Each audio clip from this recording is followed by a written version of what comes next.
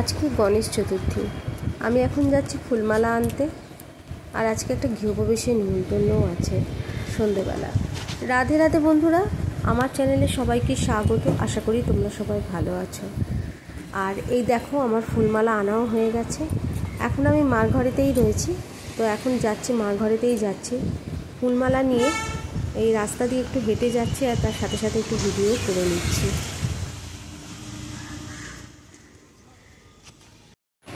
ফুলমালা নিয়ে এসেই আমি একটু মাদের সামনে দিকে যে বাগানটা রয়েছে, মানে সবাই গাছ লাগিয়েছে, ওখানে চলে গেছিলাম। বন্ধুরা, এই যে আমি যে ডালটা ধরে রয়েছি না, এইটা হচ্ছে 5টা পাপড়ি দেওয়া জবা গাছ। মানে আমরা ফুল নিয়ে আসি না, যেরকম জবা ফুলের মালা নিয়ে আসি, সেখানে জবা ফুলগুলো যেরকম হয়, এইটা হচ্ছে সেই জবা গাছ, লাল। আর পাশেই রয়েছে সারদা জবা।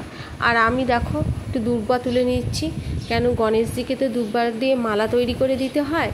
তো আমার বোনজি ওখানে দাঁড়িয়ে রয়েছে। বোনজি বলছে কি, আমি একটু ভিডিও করছি, তুই একটু দুব্বাগুলো তুলছিস, ওইটা দেখাচ্ছিস, আমি একটু ভিডিও তুলে দেখাবো। আমি যে দেখা তাহলে।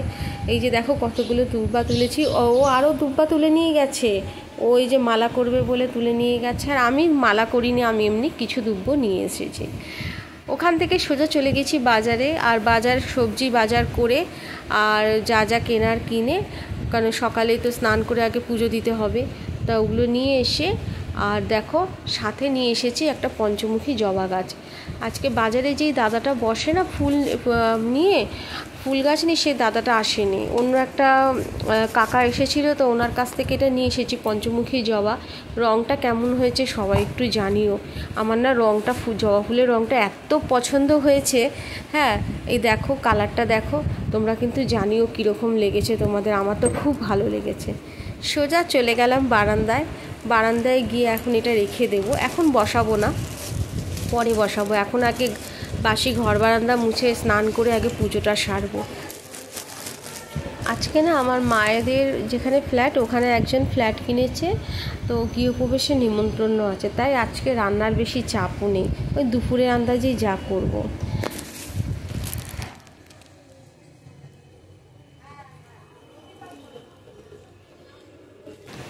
বন্ধুরা, আমার বাসি কাজ সারা হয়ে গেছে। স্নান করে দেখো আমি পুজোও দিয়ে দিয়েছি। ওই একটু ফল, খই, শাশুড়ি মা খই করে দিয়েছিল ঘরে, মানে চিনি দিয়ে খই দিয়ে করে দেয়, ওই করে দিয়েছিল ঘরে। আর একটু ফল আর মোদক দিয়ে গণেশজিকে ভোগ দিয়েছি। যতটুকুনি পেরেছি তাই ততটুকুনি দিয়েই আমি গণেশজিকে ভোগ দিয়েছি। এখানে দেখো একটা জবার মালা তো, আর এখানে 3টে গণেশ আছে পরপর। আর একটা দেখো ক্রিস্টালের গণেশ আছে, দেখা যাচ্ছে দেখো, মানে একটা কাচের মতো দেখতে। তার সামনের দিকে একটা বক্সের মতো আছে, ওখানে না একটা ছোট্ট গণেশ আছে। আর এই সামনের দিকে দেখো যেখানে দুব্বো দিয়েছি, ওখানে একটা গোল্ডেন কালারের গণেশজি আছে। ওই একসাথেই মালা পরিয়ে দিয়েছি। আর মাথায় একটু দুব্বো দিয়ে আজকে পুজো দিয়ে দিয়েছি।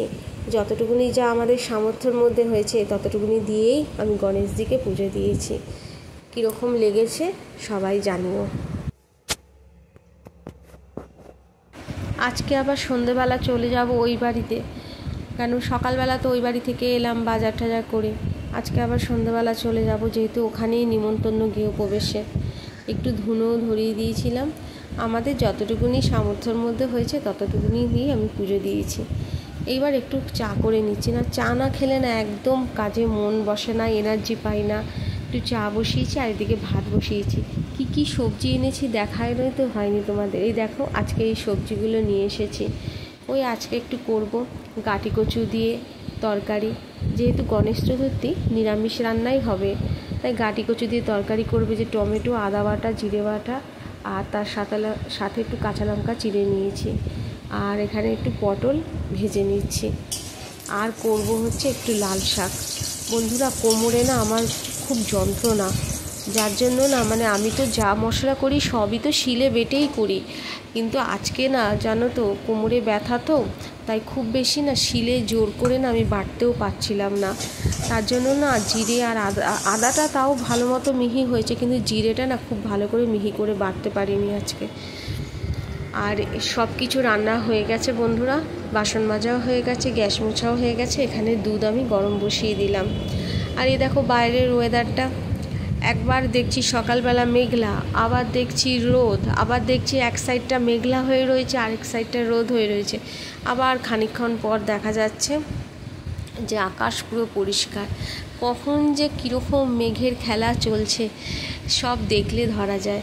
আর এই যে দেখো বন্ধুরা, তোমরা দেখে বলো তো কীরকম লাগছে আকাশটা। মনে হচ্ছে না কেউ এরকম মানে আকাশে নীল রং কেউ ছড়িয়ে দিয়েছে, কেউ তুলি দিয়ে এঁকেছে? তোমাদের কীরকম লাগছে দেখে তোমরা অবশ্যই কিন্তু জানি। পেঁচা তুলোর মতো হয়ে রয়েছে মেঘগুলো। ওই যে মা বলছে আমি আসছি, আর তো কটা দিন। দুপুরবেলা গাছটা বসিয়ে দিলাম, কেন জানি সন্ধেবেলা বেরোতে হবে, বিকেলের অপেক্ষায় আর থাকলাম না। দুপুরবেলায় আমি বসিয়ে দিলাম গাছটা, জানি না কতটা কি হবে। বন্ধুরা সন্ধেবাতি দেওয়া হয়ে গেছে, আর দেখো তালা দিয়ে এখন আমি চলে যাচ্ছি ওই বাড়িতে এখন গিয়ে তারপরে এই ব্যাগে করে জামা কাপড় নিয়ে যাচ্ছি। ওই বাড়িতে গিয়ে তারপরে আমি চুড়িদার পরে বেরোবো। কাপড়ও নিয়েছি, দূরে কোথাও নিমন্ত্রণ পড়লে না এখন আর শাড়ি পরতে ইচ্ছা করে না, খালি মনে হয় চুড়িদার পরে যায়। বাড়িতে চলেও এসেছি বন্ধুরা, আর এই যে দেখো আমার মা বসে আছে।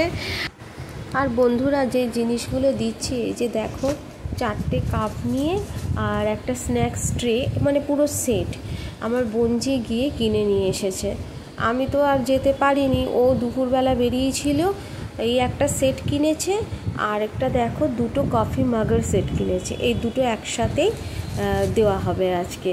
তা সবাই তো গৃহপ্রবেশীতে মিষ্টিই দেয় বেশিরভাগ, তা আমি ভাবলাম মিষ্টি তো দেওয়াই হয়, তা একটু অন্য কিছু নালে দিই। তা এবার পাশাপাশি তারপর আমি বলছি কি না একটু অন্য কিছু দেবো। তারপরে ও বলাতে ও বলছে ঠিক আছে। আমি আর বেরোতে পারিনি, কারণ আমার সময় হয়ে ওঠেনি, এই বাড়িতে চলে এসেছিলাম তো। তারপরে ও গিয়ে এগুলো কিনে নিয়ে এসেছে।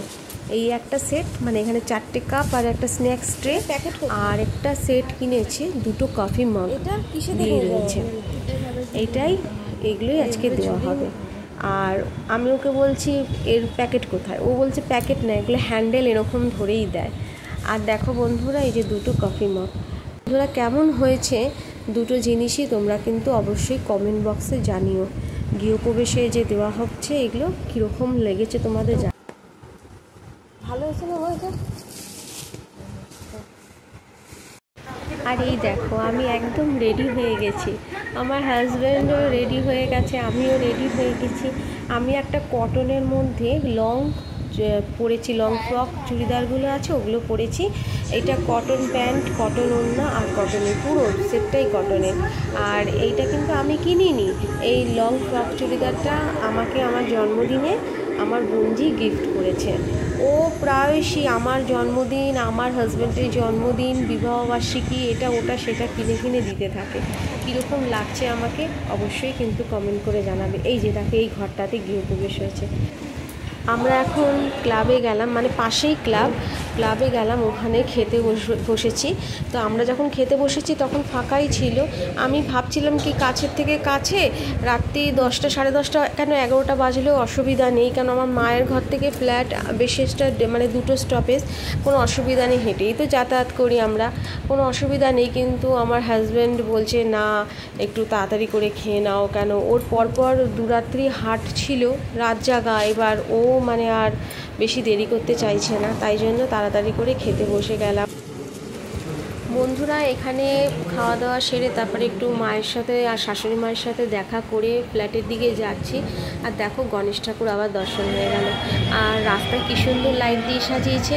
এখন দুর্গা পুজোর মতো গণেশ পুজো পাড়ায় পাড়ায় ক্লাবে হতে থাকে। বছর 3-4 আগেও মনে হয় এত গণেশ পুজো হতো না, এখন যা গণেশ পুজো হয়।